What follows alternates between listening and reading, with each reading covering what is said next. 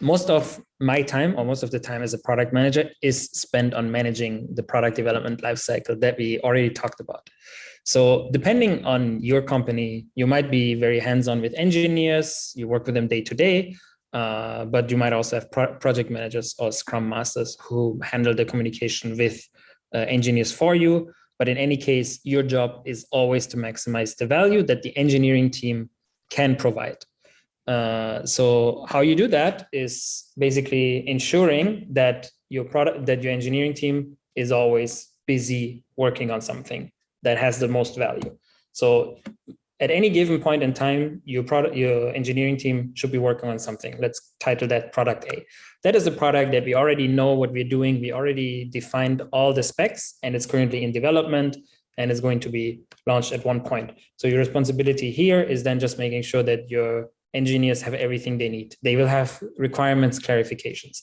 They might ask you to make certain trade-offs, saying the way you want us to implement it is going to take forever. Can we do it differently? So that's what you spend your time doing here, basically helping your engineers overcome any questions that they have with the product.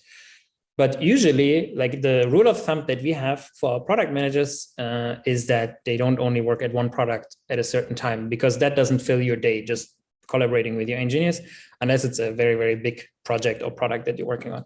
Usually there's also your product B, the one that you just launched. And just to note, we're using the word product here interchangeable for a feature, like it just depends on the size. You might have just launched something.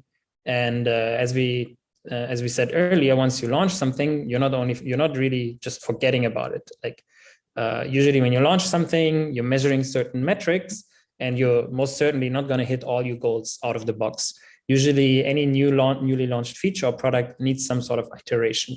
So the product that you just launched, you're probably working with the marketing team or with your design team and your data team, looking at the numbers. Are we being successful? Can we do anything from marketing side to change how we're marketing the product to increase the adoption rate?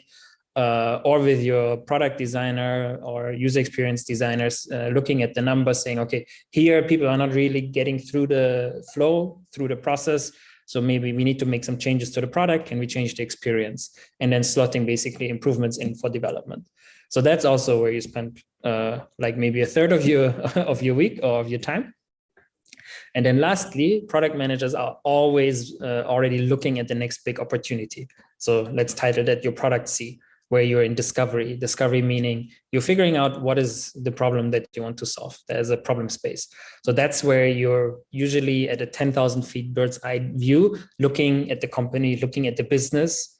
If you're responsible for a certain product line, then that part of the business. You're looking at that, maybe looking at metrics that currently you haven't launched something for, but you still know these are metrics that you want to improve.